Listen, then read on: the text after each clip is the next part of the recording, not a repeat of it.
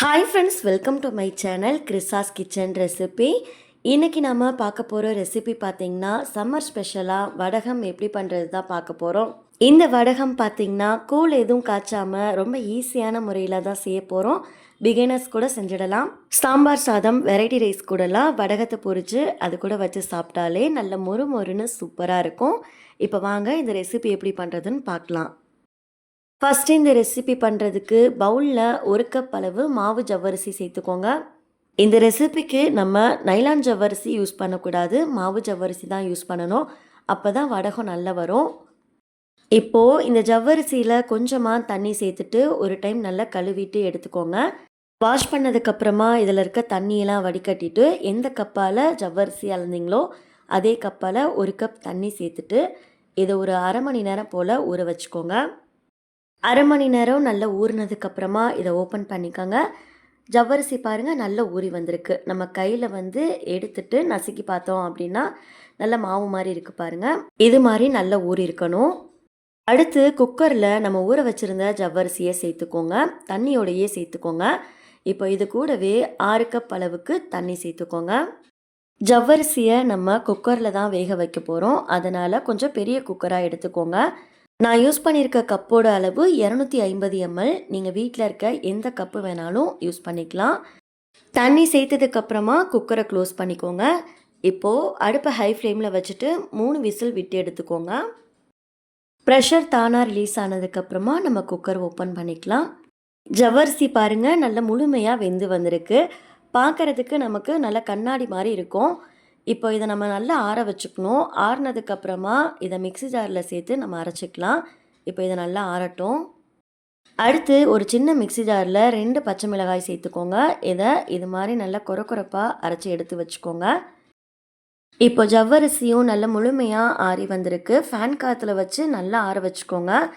நல்லா ஆறினதுக்கப்புறமா பெரிய மிக்ஸி ஜாரில் 2 பேட்சாக போட்டு எடுத்துக்கோங்க. இதை நீங்கள் சூடாக சேர்த்துட்டு அரைக்கும்போது மேலே தெரிக்கிறதுக்கு சான்சஸ் இருக்குது. அதனால் முழுமையாக ஆற வச்சுட்டு மிக்ஸி ஜாருக்கு மாற்றிக்கோங்க. இப்போது இதை நல்லா ஸ்மூத்தாக இருக்க மாதிரி அரைச்சி எடுத்துகிட்டு வந்துடலாம். அரைச்சதுக்கப்புறமா வேறு ஒரு பாத்திரத்துக்கு மாற்றிக்கோங்க. இந்த அளவுக்கு நல்லா ஸ்மூத்தாக இருக்க மாதிரி அரைச்சிக்கோங்க. இப்போ நம்ம எல்லாத்தையும் மொத்தமாக அரைச்சி எடுத்துகிட்டு வந்துட்டோம். இதிலையே நம்ம பச்சை மிளகாய் அரைச்சி வச்சுருந்தோம் பாருங்கள், அதை சேர்த்துக்கலாம். கூடவே 1 டேபிள் ஸ்பூன் ஜீரகம் சேர்த்துக்கோங்க. தேவையான அளவுக்கு உப்பு சேர்த்துக்கோங்க. 1/4 டீஸ்பூன் அளவு பெருங்காயத்தூள் சேர்த்துக்கோங்க. இப்போ இதெல்லாம் சேர்த்ததுக்கப்புறமா நல்லா கலந்து விட்டுக்கலாம். இதை நல்லா கலந்ததுக்கப்புறமா நம்ம டைரெக்டாக வடகம் போட்டுக்கலாம். வடகம் போடுறதுக்கு நான் இன்றைக்கி காட்டன் வேஷ்டி தான் யூஸ் பண்ண போகிறேன். வேஷ்டியை நல்லா க்ளீன் பண்ணதுக்கப்புறமா அதில் நம்ம டைரெக்டாக வடகம் போட்டுக்கலாம். அப்படி இல்லைன்னா இது மாதிரி கண்ணாடி வளையலில் கொஞ்சமாக ஜவ்வரிசி மாவை சேர்த்துக்கோங்க. சேர்த்துட்டு ஃப்ளாட்டாக இருக்க மாதிரி ஃபுல்லாக ஊற்றிக்கோங்க. வளையலுக்கு வெளியில் ஊற்றிடக்கூடாது. அந்த 1/4 இன்ச் அளவுக்கு தான் இந்த மாவை நம்ம சேர்க்கணும். இது மாதிரி சேர்க்கும்போது நமக்கு ரவுண்ட் ஷேப் நீட்டாக வரும். வளையல் யூஸ் பண்ணும்போது நல்லா க்ளீன் பண்ணிவிட்டு அதுக்கப்புறமா வளையல் யூஸ் பண்ணிக்கோங்க. மாவை சேர்த்ததுக்கப்புறமா உடனே வலையில் எடுத்துட்டு பக்கத்துலேயே மறுபடியும் நம்ம மாவு ஊற்றிக்கலாம். நமக்கு ரவுண்ட் ஷேப் பாருங்கள் கொஞ்சம் கூட கலையாமல் அப்படியே வந்திருக்கு. 6 வளையல் வச்சு யூஸ் பண்ணிங்க அப்படின்னா வடகம் சீக்கிரம் போட்டுடலாம். எல்லா மாவையும் ஊற்றுனதுக்கப்புறமா இதை நல்ல வெயிலில் ஒரு நாள் ஃபுல்லாக வச்சு எடுத்துக்கோங்க. இப்போ பார்த்திங்கன்னா ஒரு நாள் ஃபுல்லாக வடகம் காஞ்சிருக்கு. நான் அடுத்த நாள் காலையில் தான் பார்த்திங்கன்னா எடுத்திருக்கேன். வடகம் பாருங்கள் நல்லா காஞ்சி வந்திருக்கு. இப்போது இதை வேஷ்டியை திருப்பி போட்டுட்டு மேலே நம்ம தண்ணி தெளித்து விட்டுக்கலாம். இதை அப்படியே எடுக்க வராது, அதனால் திருப்பி போட்டுட்டு மேலே தண்ணி தெளித்து விட்டுக்கோங்க. நீங்கள் வேஷ்டிக்கு பதிலாக பூனம் சாரியில் கூட நீங்கள் வடகம் போட்டுக்கலாம், எடுக்கிறதுக்கு ஈஸியாக வரும். இல்லைனா வடகம் ஷீட் இருந்தால் கூட யூஸ் பண்ணிக்கலாம், இன்னுமே எடுக்க ஈஸியாக இருக்கும். தண்ணி தெளித்ததுக்கப்புறமா ஒரு 10 நிமிஷத்துக்கு ஊற வச்சுக்கோங்க.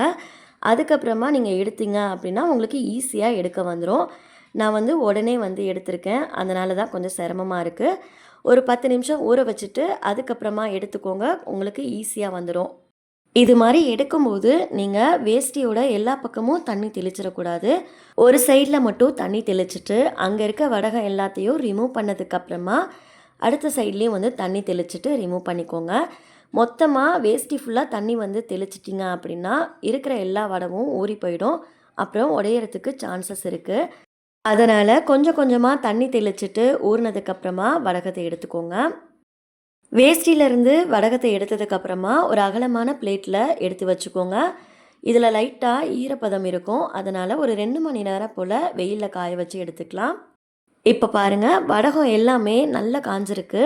உங்களுக்கு பார்க்கும்போதே தெரியும், நல்லா கண்ணாடி மாதிரி நல்லா காஞ்சு வந்திருக்கு பாருங்கள்.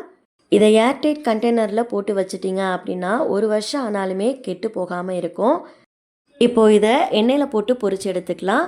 எண்ணெய் நல்லா காஞ்சதுக்கப்புறமா போட்டு எடுத்துக்கங்க. நல்லா அப்பளம் மாதிரி பொரிஞ்சு வரும். எடுத்திருக்க கடாயோட சைஸை பொறுத்து நீங்கள் உள்ள வடகம் சேர்த்துக்கோங்க. நீங்கள் எந்த சைஸில் வடகம் ஊற்றுறீங்களோ அதிலிருந்து டபுள் மடங்குக்கு வடகம் வந்து பார்த்திங்கன்னா நல்லா பொரிஞ்சு வரும். அவ்வளோதான், நல்ல மொறுமொறுன்னு ஈஸியான முறையில் ஜவ்வரிசி வடகம் சூப்பராக தயாராகிடுச்சு. இந்த வெயில் டைமில் இதே அளவோட வீட்டில் நீங்களும் செஞ்சு பாருங்கள். செஞ்சு பார்த்துட்டு ரெசிபி எப்படி வந்ததுன்னு மறக்காமல் உங்களோட ஃபீட்பேக்கை ஷேர் பண்ணிக்கோங்க. இந்த ரெசிபி உங்களுக்கு பிடிச்சிருக்குன்னு சொல்லி நினைக்கிறேன். வீடியோ பிடிச்சிருந்தா லைக் பண்ணிவிட்டு சேனலை சப்ஸ்கிரைப் பண்ணிக்கோங்க. நெக்ஸ்ட் ஒரு ரெசிபி வீடியோவில் பார்க்கலாம். தேங்க்ஸ் ஃபார் வாட்சிங். பபாய்.